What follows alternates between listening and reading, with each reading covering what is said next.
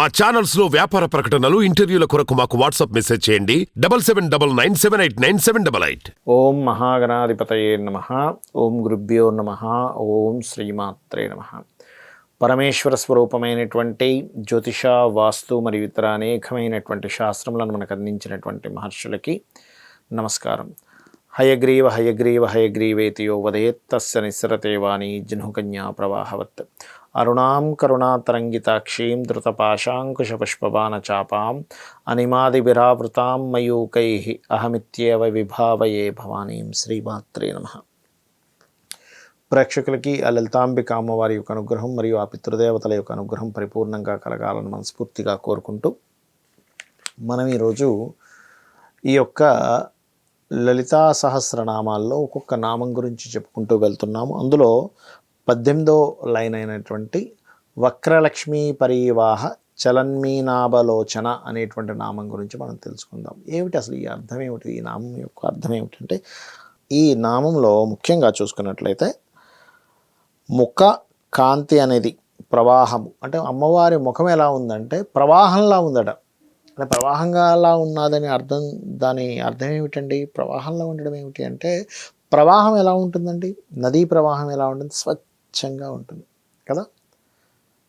అంటే ఎప్పుడు ఫ్రెష్గా ఉంటుంది. మన ముఖాల్లో కాదు, ఏదో పొద్దున్న ఫ్రెష్గా ఉన్నామండి సాయంత్రం వేసరి వాడిపోయామని అన్నట్టు కదా. అమ్మవారి ముఖం అంత గొప్పది. అంటే కొంతమంది గొప్ప వాళ్ళు కూడా ఉంటారు, పొద్దున్న సాయంత్రం కూడా గొప్పగా ఫ్రెష్గా ఉండే వాళ్ళు కూడా ఉంటారండి. అయితే నేను చెప్పేది ఏమిటంటే, అమ్మవారి ముఖము అనేటువంటి ప్రవాహం ఏదైతుందో వక్రలక్ష్మీ పరీవాహ చలన్మీనాభలోచన అంటే ఏమిటి? ఇక్కడ అమృత ప్రవాహమునందు అమ్మవారి ముఖము ప్రవాహం అంటే అంత ఫ్రెష్గా అంత చక్కగా ఉండేటువంటి ముఖంలో అమ్మవారి కళ్ళు ఎలా ఉన్నాయట? చలన్మీనాభలోచన అంటే అమ్మవారి యొక్క కళ్ళు అందులో ఉండేటువంటి చేపలు వలె ఉన్నాయట. అంటే ఇది ఒక ప్రవాహం అనుకుంటే ఈ కళ్ళు చేపల్లా తిరుగుతున్నాయట. ఇంతకుముందు కనుబొమ్మల గురించి చెప్పాడు, ఇప్పుడు కళ్ళ దగ్గరికి వచ్చాడు. ఎవరు? వసిన్యాది వాగ్దేవతలు. అయితే మరి ఈ కళ్ళని కనుక తలుచుకుంటే ఏమిటండి? చూడండి, మనకి అమ్మా నీ చూపు పడితే చాలమ్మా అంటూ ఉంటాం. అమ్మవారి చూపు అటువంటిది. అంటే అమ్మవారి చూపు ఎక్కడ పడితే అక్కడ లక్ష్మీప్రదము. లక్ష్మీప్రదం అంటే గుర్తింపు, అంతా గుర్తింపే. ఇంకక్కడ అమ్మవారి చూపు పడిందంటే అంటే ఏంటండి? ఏం గుర్తింపు అంటే ఆ వ్యక్తి ఉన్నత స్థితికి రావడానికి ఎటువంటి గుర్తింపు కావాలో అటువంటి గుర్తింపు వస్తుంది. లక్ష్మీప్రదం అంటే ఉట్టి డబ్బులు కాదండి. అందరూ ఏమనుకుంటారంటే నాలో డబ్బులు ఉంటే లక్ష్మి అండి, డబ్బులు లేకపోతే లక్ష్మీదేవి లేదనుకుంటారు. అది కాదు, గుర్తింపు వస్తుంది. ఇది అర్థం చేసుకోండి. అయితే మరి వాస్తుపరంగా ఎటువంటి దోషాలు తొలగుతాయి? ఇక్కడ ప్రవాహము అంటే వాటర్ రిలేటెడ్ ఎలిమెంట్, ఇంట్లో ఏదైనా దోషం ఉన్నా ఈ యొక్క నామం ద్వారా క్లియర్ అవుతుంది. అదేవిధంగా అమ్మవారికి కళ్ళు గురించి చెప్తున్నారు ఇందులో. అంటే ఎడమనేత్రము, కుడినేత్రము అంటే రవిచంద్రుడు అంటే తూర్పు భాగము, వాయువ్య భాగము.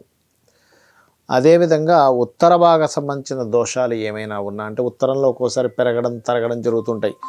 పెరగడం తరగడం అంటే ఇక్కడ పర్టికులర్గా ఏంటంటే మనకి గమనించండి, ఈ ఉత్తర భాగంలో ఏదైనా దోషం ఉన్నా కూడా ఇటువంటి ఫలితాలు జరుగుతుంటాయి వీళ్ళ జీవితాల్లో. కాబట్టి ఈ యొక్క భాగము ఏదైతే ఉందో ఉత్తర భాగం చాలా జాగ్రత్తగా చూసుకోవాలి. అమ్మవారి యొక్క నామాల్లో ఈ నామము చదువుకున్నా కూడా జల సంబంధించినటువంటి దోషాల మూలంగా వచ్చేటువంటి రోగాలు కూడా తగ్గుతాయి. అంటే కొంతమందికి బాగా కాఫ్ ఉంటుంది, లేకపోతే కొంతమందికి చూడండి ఒక్కోసారి రెస్పిరేటరీ సిస్టంలో ప్రాబ్లం ఉంటుంది, లేకపోతే కొంతమంది ఇళ్లల్లో జల సంబంధించినటువంటి దోషాలు ఎక్కువ అవుతుంటాయి. అంటే వాటర్ రాకపోవడం. ఇవన్నీ అసలు ఎందుకు జరుగుతాయి అంటే పూర్వజన్మల్లో జల సంబంధించిన దోషం ఏదో చేసి ఉంటారు. అంటే వాటర్ని వేస్ట్ చేయడం. మనకు పంచభూతాల్లో దేన్ని వేస్ట్ చేస్తే దానికి సంబంధించినటువంటి దోషం ఏర్పడుతుంది. ఇది అర్థం చేసుకోవాలి. ఈ రకంగా అమ్మవారి యొక్క నామాల్లో ఈ యొక్క నామాన్ని చేసుకుంటూ ప్రత్యేకంగా ఎవరికైనా వాయువ్య దోషం ఉంది అంటే కనుక మీరు ముఖ్యంగా గోశాలకు వెళ్ళి గోవుకి ముల్లంగి అంటారు, ముల్లంగి కానీ లేకపోతే కీరా అంటూ ఉంటారు, కీరాని తినిపించిన. అంటే ఇప్పుడు మేము ఉన్న పలంగా ఇప్పుడు ఇల్లు ఖాళీ చేసి వెళ్ళలేమండి, కానీ ఉన్న ప్రదేశంలో ఉన్నంతకాలము మేము ఎటువంటి ఇబ్బంది పడకుండా ఉండాలి, దానికి ఏదైనా పరిహారం చెప్పగలరా అంటే గోవుకి ఇవి తినిపించండి. రెండవది వాయువ్యంలో ఎటువంటి పాడైపోయిన పదార్థాలు పెట్టకండి దయచేసి. చాలామంది ఇప్పుడు వాయువ్యంలో ఒక రూమ్ ఉంటుంది.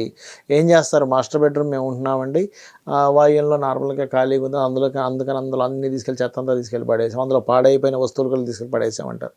వాయువ్యము మనస్థానం. ఈ మనస్థానంలో ఎప్పుడైతే మనము పాడైపోయినటువంటి వస్తువులు, విరిగిపోయిన వస్తువులు అన్నీ తీసుకెళ్ళి పడేసాము, మన మనసు కూడా అలాగే ఉంటుంది, చెత్తంతా తీసుకెళ్ళి మన మైండ్లో పెట్టుకున్నట్టుగా ఉంటుంది పరిస్థితి. కాబట్టి ఇటువంటి దోషములు పొరపాటును కూడా చేయకండి. శ్రీమాత్రే నమః.